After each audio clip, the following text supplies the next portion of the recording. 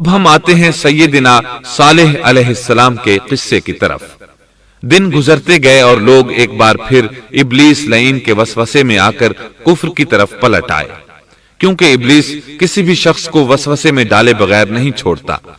اس طرح ایک بار پھر کفر پھیل گیا، چنانچہ اللہ نے ان کی ہدایت کے لیے صالح علیہ السلام کو مبعوث فرمایا۔ یہ سمود کے پوتوں میں سے ایک عربی نبی تھے۔ ان کا نسب نامہ اس طرح ہے: صالح بن عبید بن سیاف بن ماشح بن عبید بن حاضر بن سمود بن ارم بن سام بن نوح علیہ السلام۔ گویا صالح علیہ السلام کا تعلق قوم سمود سے تھا، اور یہ قوم قوم عاد کی نسل سے تھی۔ سمود کی قوم نے یمن کو خیرباد کہا اور جزیرے سے شمال کی طرف منتقل ہو گئے، پھر وہاں ہجر نامی ایک بستی میں جا ٹھہرے۔ قرآن کریم کی سورۃ الحجر اسی بستی کے نام سے موسوم ہے۔ قوم عاد کا تذکرہ سورۃ الحجر کے علاوہ سورۃ الاحقاف اور سورہ ہود میں بھی ہے۔ اللہ تعالیٰ سورۃ الحجر آیت 80 میں فرماتے ہیں: اور ہجر والوں نے بھی رسولوں کو جھٹلایا۔ ہجر قوم سمود کا مرکزی شہر تھا۔ اب وہ مدائن صالح کے نام سے مشہور ہے۔ یہ شہر مدینہ منورہ کے شمال مغرب میں 380 کلومیٹر کے فاصلے پر واقع ہے۔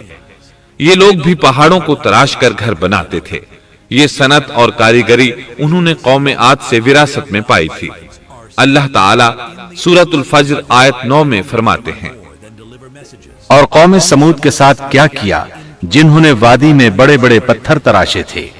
قرآن مجید میں اللہ تعالیٰ ایک مقام پر فرماتے ہیں: اور ہم نے قوم عاد اور سمود کو غارت کیا جن کے بعض مکانات آپ کے سامنے ظاہر ہیں۔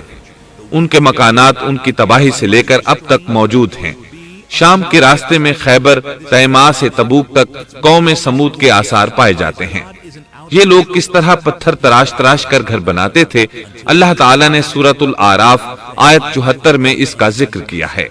اس وقت کو یاد کرو جب اللہ تعالیٰ نے تمہیں قوم عاد کے بعد جانشین بنایا اور تمہیں زمین پر رہنے کا ٹھکانہ دیا کہ نرم زمین پر محل بناتے ہو اور پہاڑوں کو تراش تراش کر ان میں گھر بناتے ہو۔ سو اللہ کی نعمتوں کو یاد کرو اور زمین میں فساد مت پھیلاؤ۔ یہ آیت ان کی طاقت، جسم کی صلاحیت اور ماہر فن ہونے پر دلیل ہے۔ پہاڑوں کو تراشنا دراصل قوم عاد کی عادت تھی۔ یہ بھی چونکہ انہی سے تھے، اس لیے وراثت میں یہ کام انہیں بھی آ گیا تھا۔ جس طرح اللہ نے عاد کو اپنی نعمتوں سے نوازا تھا، اسی طرح سمود کو ان سے بڑھ کر نعمتیں دی تھیں۔ اللہ تعالیٰ صالح علیہ السلام کی زبانی ان سے فرماتے ہیں: اے قوم سمود، کیا تمہیں ان چیزوں میں بے فکری سے رہنے دیا جائے گا، یعنی باغات، چشموں، کھیتوں اور کھجوروں میں جن کا خوشہ ملائم ہے، اور تم پہاڑوں کو تراش کر پرتکلف گھر بناتے ہو؟ پس اللہ سے ڈرو اور میرا کہنا مانو۔ لیکن ان لوگوں نے ہر طرح سے قوم عاد کی پیروی کی، نصیحت پکڑنے کی بجائے بتوں کی عبادت شروع کر دی۔ اللہ نے ان کے درمیان صالح علیہ السلام کو مبعوث فرمایا۔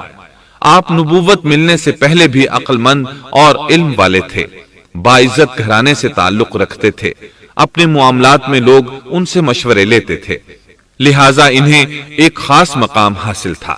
لیکن جب آپ نے انہیں ایک اللہ پر ایمان لانے، اس کے سوا کسی کی عبادت نہ کرنے کی دعوت دی تو ان کا ساتھ چھوڑ گئے۔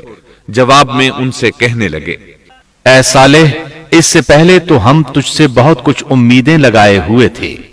مطلب یہ کہ پہلے تو ہمارے نزدیک آپ کا بہت مرتبہ تھا، مقام تھا، ہمیں آپ سے بہت امیدیں تھیں، لیکن آپ نے تو یہ باتیں کہہ کر ہماری ساری امیدوں پر پانی پھیر دیا۔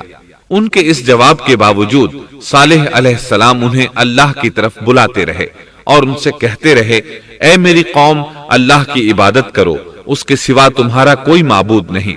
تمام انبیاء کی اپنی اپنی قوم کو یہی دعوت تھی کہ اے لوگو، اللہ کی عبادت کرو، اسی نے تمہیں زمین سے پیدا کیا ہے، اسی نے تمہیں زمین میں آباد کیا ہے، اس سے معافی طلب کرو، یقیناً میرا رب قریب ہے اور دعاؤں کو قبول کرنے والا ہے۔ اے میری قوم، تم نیکی سے پہلے برائی کی جلدی کر رہے ہو، اللہ سے معافی کیوں نہیں مانگتے کہ تم پر رحم کیا جائے؟ اللہ سے ڈرو، میری اطاعت کرو، حد سے گزر جانے والے بے باک لوگوں کی اطاعت سے باز آؤ، وہ ملک میں فساد پھیلا رہے ہیں اور